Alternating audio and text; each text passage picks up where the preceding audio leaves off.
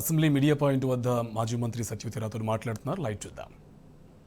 అవసరం ఉండే కానీ అలా చూపించలేదు. ఉదాహరణకు మహిళా సంక్షేమానికి మేము ఉన్న 35,700 అంగన్వాడీలు, వాటి ద్వారా ఈ రాష్ట్రంలో గర్భిణీలు, బాలింతల పిల్లలకి అన్ని సమకూరుస్తామని చెప్పారు. కానీ దానికి ఎంత బడ్జెట్ అనేది చెప్పలేకపోయారు. అంటే వాళ్ళు చెప్పిన, ప్రజల్లో చెప్పిన విషయాలకు బడ్జెట్లో పెట్టిన ప్రతిపాదనలకు ఎక్కడ పొంతన లేనట్టు కనిపించింది, అవగాహన లేనట్టు కనిపించింది. మరి గౌరవ ఎమ్మెల్సీ గారు కవితక్క గారు అన్నట్టు గత ప్రభుత్వాల్ని విమర్శించడానికి పెట్టిన శ్రద్ధ ఆ బడ్జెట్ రూపకల్పనకు పెట్టి ఉంటే బాగుండేది. ప్రజల అవసరాలేంటో తెలుసుకొని తయారు చేస్తే బాగుండేది అని చెప్పి తెలియజేస్తా ఉన్నాం.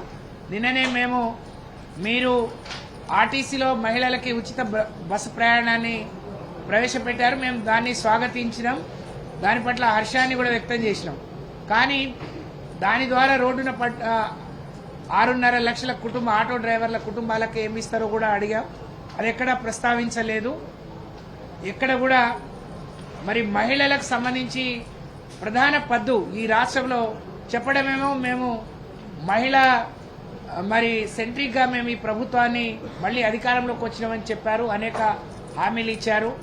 కానీ మహిళలకు ఇచ్చే బడ్జెట్ కేటాయింపులు ఎక్కడ కూడా మెన్షన్ చేయకపోవడం చాలా దురదృష్టకరం. కాబట్టి ఇప్పటికైనా రేపు మరి బడ్జెట్ మీద చెప్పే సమాధానంలోనన్నా ఎవరికి ఎన్ని కేటాయింపులు ఇచ్చారో, దాన్ని ఏ విధంగా ఖర్చు చేస్తారో, ఇవాళ కొత్తగా ఏర్పడ్డ రాష్ట్రం కాదు, మన దగ్గర లెక్కలు లేకుండా అంత ఆషామాషి కాదు. కానీ ఉన్న జనాభాకు, ఉన్న మహిళలకు ఎంతమంది, ఉదాహరణకు మహాలక్ష్మి పథకం కింద ఎంతమంది అర్హులు అనుకుంటున్నారు, దానికి ఎంత ఖర్చు అవుతుంది, దానికి ఎంత పెట్టాలనుకునే ఇది కూడా మెన్షన్ చేయకపోవడం, వాళ్ళు మాట్లాడిన దానికి ఇవాళ చెప్పేదానికి పొంతన లేకుండా పోయింది. మాకు అనుమానాలు ఉన్నాయి. నిజంగా ఇవన్నీ అమలు చేస్తారా? మాట్లాడితే అప్పుల పాలు చేసిపోయింది గత ప్రభుత్వం అని చెప్తున్నారు. ఏ రాష్ట్ర ప్రభుత్వం ప్రతి సంవత్సరం ఎంత బడ్జెట్ పెడుతుంది, ఎంత ఖర్చు అయింది, ఎంత మిగులు ఉంది, ఎంత లోటు ఉందనేది ప్రతి సంవత్సరం కాగ్ నివేదిక ఇస్తుంది. 10 ఏళ్లుగా అది చూసుకుంటూ ఈ సభలో సభ్యులుగా ఉన్న వాళ్ళు కూడా ఈరోజు ఇలా మాట్లాడటం చాలా దురదృష్టకరం. దీన్ని తీవ్రంగా పరిగణిస్తున్నాం. ప్రజలందరూ గమనిస్తా ఉన్నారు. ఈరోజు ఈ ప్రభుత్వం రావాలని ఎట్లా కోరుకున్నారో, ఈ ప్రభుత్వాన్ని నిలదీసి మీ హక్కులను కూడా రేపు సాధించుకోవడానికి మీరు అంతే గట్టిగా పోరాడాల్సిన అవసరం అయితే మరి కనిపిస్తుంది, ఆసనమైందని అనిపిస్తా ఉంది.